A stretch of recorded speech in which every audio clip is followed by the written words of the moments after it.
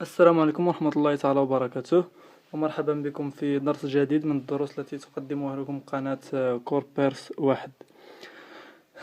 إن شاء الله في هذا الدرس سوف نعرف كيف تعرف أن الريموت كنترول أو التليكوموند أو متحكم، كيفما كان متحكم مكيف أو متحكم تلفاز أو أي متحكم آخر، هل هو يعمل أم لا يعمل. أي متحكم يقوم بإرسال إشارة عبر هذه الليد هكذا، مثل ليد التلفاز كما تشاهدون، أو هذا الليد، كيف تعرف أنه يعمل أو لا يعمل؟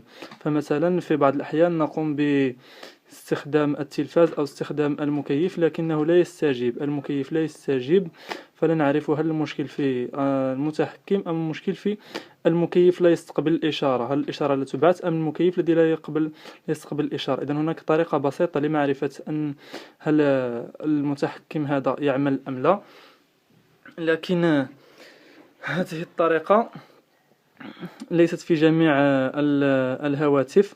فمثلا لدي هاتف معروف، هاتف آيفون، هاتف رقم 4، لدي هاتف 4S الذي أصور به هذا الفيلم، لكنه لا يستجيب لهذه الطريقة التي سوف أريكم. بينما هذا الهاتف كاميرته أقل جودة من ال4S 4S، بحيث يمكنه تصوير ذلك، وهناك ما هو أقل من هذا، الهواتف الأولى كلها تستطيع تصوير هذا. فمثلا سوف أريكم هذه التليكوموند، المتحكم الذي أنا متأكد من أنه يعمل.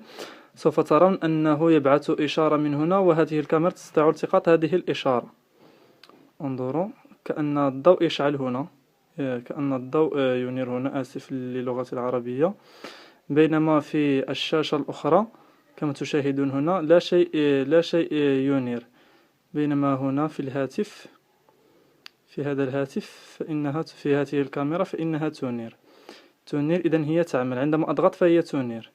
لكن بهذا الهاتف الذي أصور به لا ينير أي شيء، يمكنكم ملاحظة ذلك. في هذه الريموت كنترول نحن الآن نعرف أنها تعمل، لكن بهذه الريموت، هذا المتحكم هذا لا يعمل. انظروا، لا توجد أي إشارة تنبعث من هذا الليد، لا توجد أي إشارة تنبعث من هذا الليد، لا من الهاتف الذي يظهر على الشاشة، ولا من الهاتف الذي أصور به، لا تظهر أي إشارة.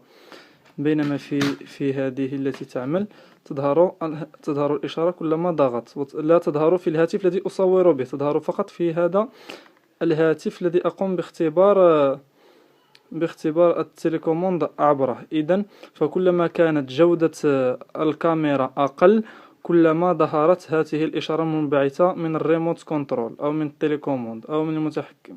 وكلما كانت الجودة جيدة، كلما كانت جودة الصورة وجودة الكاميرا أكثر، لا يظهر أي شيء، فإنها بجودة العين تقريبا، فلا يظهر أي شيء بالعين. هذه الطريقة تمكنكم من معرفة أن الريموت كنترول هي التي لا تعمل، والآن يجب إصلاحها من الداخل، أو المهم يجب إصلاحها. هذا الفيديو فقط لكي تعرف كيف تقوم باختبار ريموت كنترول ومعرفة هل هي تعمل أم لا تعمل. المرجو أن يكون هذا الفيديو قد نال إعجابكم، والمرجو الضغط على زر الجيم والاشتراك في قناتي ومشاركة الفيديو مع أصدقائكم، فلنلتقي في فيديو آخر إن شاء الله.